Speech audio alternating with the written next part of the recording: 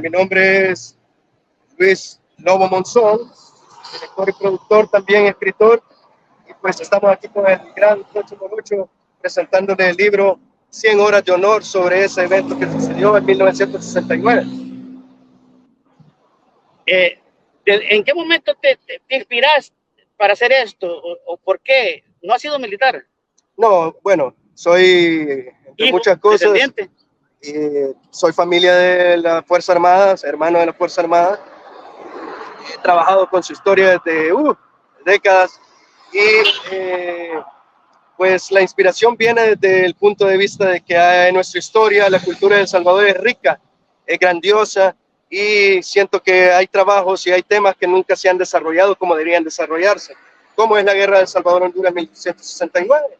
Este libro, por ejemplo, son más de 1000 fotografías que demuestran todo lo que sucedió en la mal llamada guerra del fútbol, que no se debería haber llamado así, sino que era la guerra de legítima defensa, y pues es un pequeño tributo a nuestros veteranos que participaron en esa guerra, a los médicos, a la población civil que sufrió ese evento tan terrible, y también a nuestros nuevos veteranos de la guerra de los 80 y hasta la fecha de ahora, la guerra que tiene pues en contra de los grupos terroristas o lo que sea que se está desarrollando. Este libro se llama 100 horas de honor, dedicado a nuestros veteranos, tributo a los que vivieron la guerra de El Salvador-Honduras, a todas esas grandes personas que participaron, médicos, enfermeras, veteranos de la Fuerza Armada, Infantería, Fuerza Aérea, Fuerza Armada en general, y nuestros civiles y campesinos que pues sufrieron el embate de lo que sucedió en ese trágico evento. ¿Qué vamos a encontrar en el libro 100 horas de honor? Quizás más de 1100 fotografías relacionadas con el hecho que sucedió en 1969, la guerra de las 100 horas. Y también va a encontrar algunas narraciones, como por ejemplo narraciones de veteranos, héroes, que cuentan sus historias, médicos que fueron con las tropas a ayudar a nuestros heridos a los campos de Honduras, y pues fotografías también de antes y después, o sea, en el tiempo actual son lugares, por ejemplo, este monumento de los héroes, cómo era antes y cómo es ahora, etcétera, etcétera, cosas así. Cuando comenzamos a hablar del libro, vemos que dice antecedentes. ¿Qué significa antecedentes? ¿Qué se puede, a qué se refiere con este primer? Bueno, la guerra de El Salvador-Honduras, la guerra de legítima defensa, no empezó en julio de 1969 exactamente, sino que tiene una historia larga. El Salvador y Honduras son los países más hermanos y más cercanos en Centroamérica, pero desgraciadamente sucedió este hecho trágico que empañó un poco esa hermandad. Pero la historia de El Salvador y Honduras viene de décadas, quizás atrás, en el sentido de que los salvadoreños siempre han ido a Honduras y los hondureños siempre han venido a El Salvador. Muchos oficiales, miembros de la Fuerza Armada de Honduras, son graduados en la Escuela Militar de El Salvador. Y hubieron antecedentes, por ejemplo, importantes, que es una tropa salvadoreña fue capturada en Honduras años antes, un año antes de los eventos del 69, y hondureños fueron capturados en El Salvador por hechos delictivos. Entonces, después de eso hubo un canje y las fricciones aumentaron. Las fricciones aumentaron entre los dos países. Estamos hablando de antes. Mucho antes. Porque, por ejemplo, la tropa salvadoreña estuvo un año presa en Honduras y después se liberó y regresó a El Salvador. En esa tropa, pues, trágicamente, o no sé cómo le quieren llamar, mala suerte, iba incluido el coronel Montano, por ejemplo. ¿Estuvo presado, ¿eh? Sí, estuvo preso allá en Honduras. Él fue uno de los que le liberaron. Sí, él era uno de los oficiales que, pues, según narraciones, él ni sabía que iba. Las suposiciones indican de que el presidente de Honduras en ese momento había dado un golpe de estado para tomar el poder, y el presidente actual pidió ayuda a sus amigos salvadoreños para dar un golpe de estado y de remover a ese presidente, pero falló.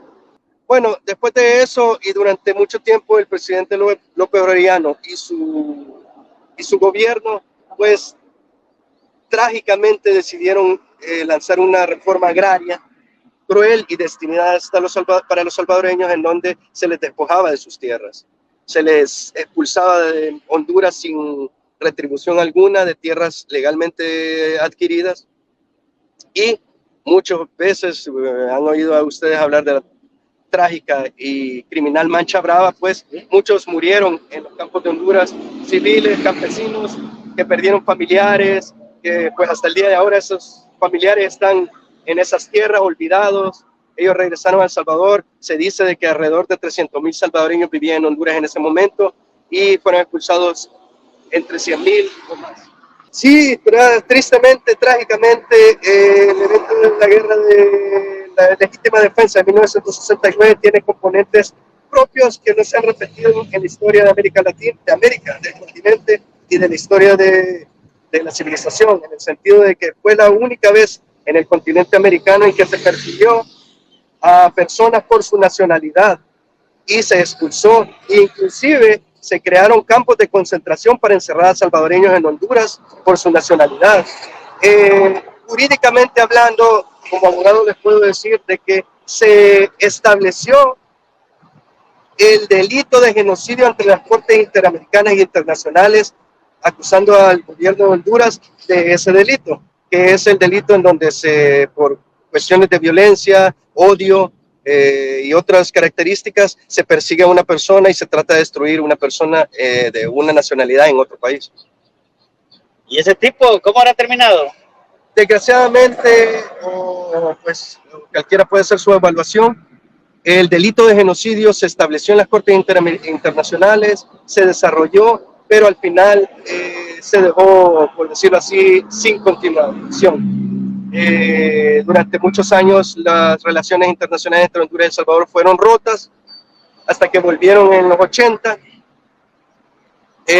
y eso pues quedó sin seguimiento alguno.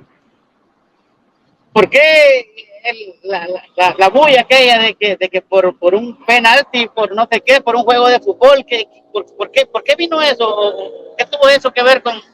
Bueno, ustedes han oído de que la guerra que sucedió en 1969 tiene un mal llamado y el famoso nombre de la guerra del fútbol. Ese es un nombre propagandístico que se le instauró a ese evento, se le achacó a ese evento, que es lo menos importante que tiene que ver con ese evento. Justo antes de que los eventos militares dieran inicio, El Salvador se convirtió en el primer país de Centroamérica en ir a un mundial, y hubieron 3 partidos contra Honduras, y el primero Honduras lo ganó en su tierra, el segundo El Salvador lo ganó en su tierra, y el tercero fue jugado en México. Entonces en los 3 partidos hubo mucha fricción, mucha polémica. Ambas selecciones, se incluye un poco de esa historia de los jugadores de fútbol en el libro, en donde por ejemplo Pipo, nuestro gran goleador salvadoreño, que hizo el gol que le dio la clasificación al Salvador por primera vez a un mundial en 1969, el mundial de 1970 en México, narra cómo había mucha presión para los jugadores porque también sabían de que estaban representando a su país, ambos, los hondureños y los salvadoreños, y dentro de un punto de vista político y militar, porque ellos sabían que había fricciones ya. Entonces ellos recibían presiones de los gobiernos para decir, no pueden perder, porque ustedes están llevando el honor de nuestro país, no pueden perder. O sea, para los hondureños fue muy difícil porque El Salvador los derrotó. O sea, cuando le decían que no podían perder, esas palabras que salieron de donde no tenían que salir, y por eso se regó esa que por el fútbol fue. No, en realidad hay diferentes versiones, pero la más importante o de las más importantes son 2 que podemos llegar a esa conclusión. Una, hubo un periodista polaco que lanzó su libro sobre este tema en los 60, 70 creo, que tituló su libro y bautizó la guerra como la guerra del fútbol. Hay información que dice de que ese periodista fue pagado por las fuerzas hondureñas, por el gobierno hondureño, para que hiciera eso, para delegitimar lo que había sucedido en Honduras. Otros dicen que fue espontáneo, que él relacionó el fútbol y la violencia que se vivió en el fútbol con la guerra que se desató. Y la otra versión que les digo es que, a propósito, las fuerzas propagandísticas del gobierno hondureño hicieron que se deslegitimara las razones reales de la guerra para bajar el nivel del tema del genocidio y las violaciones de los derechos humanos que estaban llevándose en Honduras. Quiere decirte que el libro ese existe. Sí, sí. No recuerdo muy bien el nombre del periodista polaco, pero es Kampuchiski, creo que se llama. O sea, quiere decirte que el libro existe, pero no se sabe si fue por presiones o por sugerencias del gobierno hondureño o a conciencia propia del... Así es, también se puede suponer que siendo polaco, no americano, un visitante, era ignorante y él no supo las verdaderas razones porque él estaba en Honduras. Él vivió todo este conflicto en Honduras. Entonces puede ser que él no supiera las verdaderas razones y las violaciones a los derechos humanos que estaban sufriendo la minoría salvadoreña. Queda eso entonces en el limbo, que si le dieron algo, ¿ah? Búsquenlo, yo creo que hay videos donde se le entrevista a él y él habla más específicamente por qué. Cuando dice usted ahí en su número 7, creo que es, no sé, donde dice ahí que es un pleito político, ¿a qué se refiere? Bueno, hay historias y hay antecedentes importantes en el sentido de que el gobierno del presidente López Arellano había tomado el poder por un golpe de Estado, entonces no era muy popular entre el pueblo y tenía mucho miedo de que lo derrocaran. Entonces, para desviar los problemas que había en el país, los problemas con su gobierno, lanzó la campaña contra los salvadoreños. Esa es una razón. La otra razón es que la guerra diplomática envuelve en este libro que El Salvador, a través de mi maestro, que fue el doctor Cuestas, un gran abogado, que fue el vicepresidente de El Salvador en ese momento, también el doctor Moreno y el Chachi Guerrero, un gran jurista que murió en la época de la guerra del 89, lanzaron, entre muchos otros abogados, una guerra política para demostrar que había el delito de genocidio inmiscuido en este conflicto y además las grandes violaciones a los derechos humanos que se estaban llevando a cabo en Honduras. Además de que tengo que decirles que El Salvador, como un coloso, se enfrentó a la comunidad internacional, al ejército de Honduras, que era más grande, por lo menos en la aviación, a muchos que querían catalogar a El Salvador como agresor, no como víctima. Decían que El Salvador había lanzado una campaña de conquista a Honduras, lo cual no fue cierto. El Salvador lanzó una campaña de castigo por el genocidio y por la violación a los derechos humanos de los campesinos. Nunca fue la intención conquistar tierras, porque si no, no hubiesen devuelto las tierras al final que se conquistaron militarmente. La base principal es que, terminado y declarado el cese al fuego en el 18 de julio y efectivamente el 19 de julio, el 20 de julio, El Salvador se mantuvo en sus posiciones. El Salvador conquistó Nuevo Cotepeque, conquistó Alianza, conquistó el Valle de la Labor, conquistó muchas ciudades en Honduras y estuvo a horas de llegar a Tegucigalpa, o por lo menos a días de llegar a Tegucigalpa y derrocar al gobierno hondureño.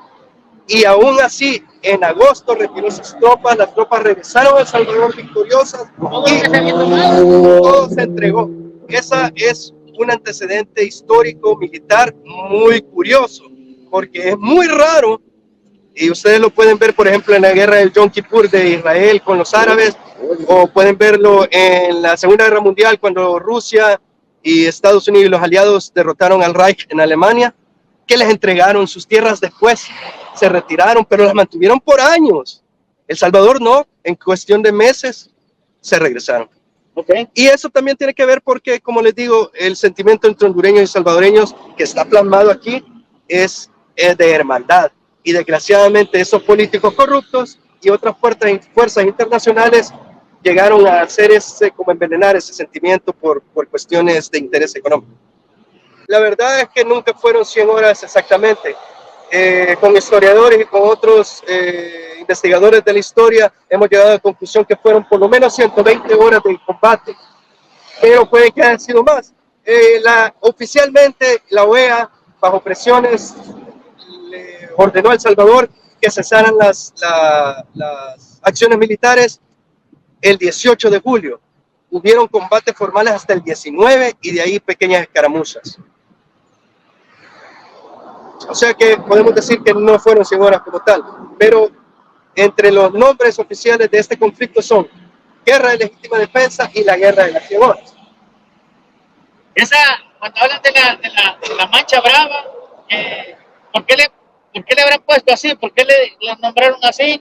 Y de dónde dependió? ¿Cómo dependió? ¿Cómo comenzó lo de cuando habla de la Mancha Brava? Porque Bueno, en el libro pueden encontrar propaganda que se hizo por el gobierno hondureño, en donde se le instaba a un odio al salvadoreño en las tierras de Honduras. Y esta principalmente me gusta mucho, representa de una forma sencilla lo que sucedió. ¿Por qué? Esta es una fotografía costarricense, de periódicos costarricenses, neutrales, se podría decir, en donde se muestra la persecución a los campesinos salvadoreños, indefensos, sin armas, sin nada, que fueron expulsados y que les fue retirado absolutamente todo en ese momento en el lugar, en Honduras, ¿verdad?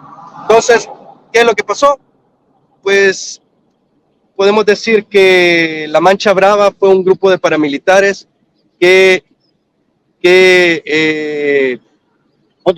hondureños, civiles, paramilitares que se encargaban de los crímenes, que se encargaban de, hay narraciones terribles, hay testigos terribles de asesinatos de mujeres, violaciones de niños, de hombres, que la Mancha Brava se encargó de eso, pero también, tristemente, el ejército de Honduras, a través de órdenes superiores, pues tuvo que ver en eso. ¿y cuál fue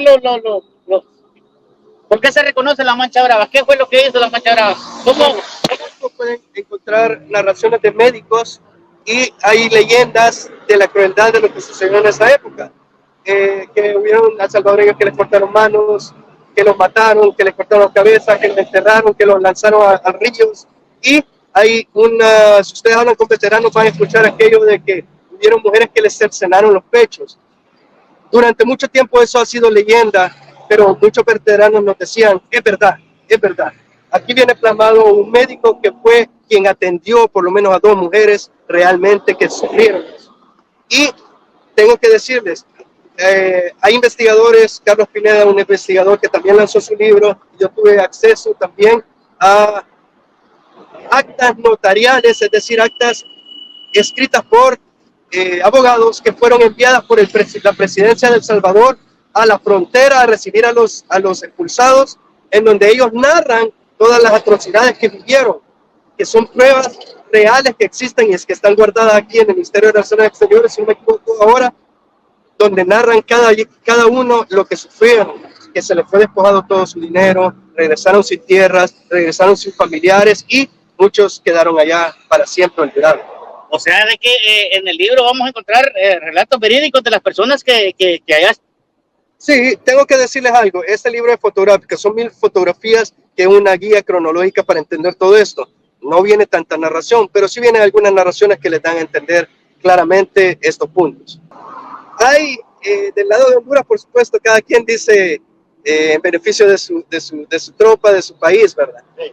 Que Honduras llegó a conquistar inclusive a San Miguel, la Unión, eso nunca sucedió. Mentira. Sí. Lo que sí sucedió es que El Salvador conquistó tierras y hay un antecedente muy importante. El presidente de El Salvador cruzó la frontera, llegó a Honduras con la tropa salvadoreña. Eso es un golpe militar que cualquier fuerza militar le puede decir que es duro, pues, porque el máximo líder, segura, bajo toda clase de seguridad, cruzó la frontera de los campos conquistados. Entonces, el presidente Sánchez Hernández, como lo pueden ver, cruzó con la tropa hacia Honduras. Eso es importante. Estaba la moral también a los soldados en ese tiempo. De hecho, les puedo decir de que el presidente de Estados Unidos en ese momento era Richard Nixon y ellos estaban también bien preocupados por la situación en Centroamérica. Uno de los representantes del gobierno norteamericano, Buron Bakke,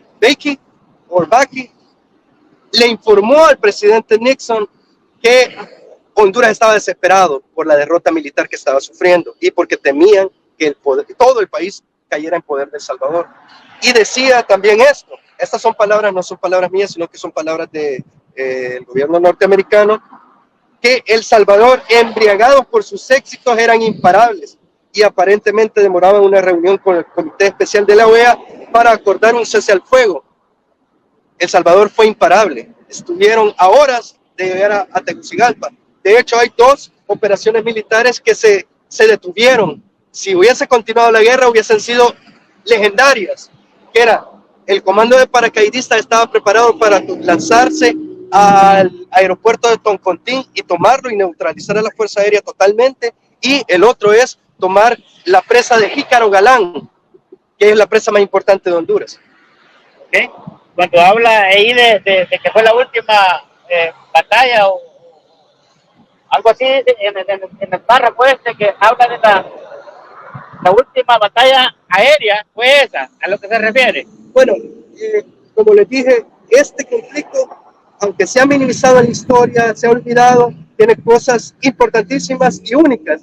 Este fue el último conflicto del siglo XX en donde hubieron batallas aéreas de aviones de hélices, como los de la Segunda Guerra Mundial, Mustang, en donde hubieron aviones luchando, hondureños con salvadoreños en el aire y se miraban. Y hay historias, por supuesto, y hay pruebas en el sentido de que, por ejemplo, El Salvador perdió a 2 grandes pilotos legendarios, que es el piloto Cortés, el capitán Cortés, y el otro es, uno que cayó en Honduras y otro que fue derribado en El Salvador, entre otras cosas. De la parte hondureña, las baterías antiaéreas, la Fuerza Antiaérea de El Salvador, y también hubo batallas salvadoreños que narran capitanes que le dieron a aviones hondureños. Pues queda a la discusión y a la evaluación de cada quien, pero supuestamente se derribaron aviones hondureños que cayeron en el lado de Honduras y cayeron en el lado de El Salvador.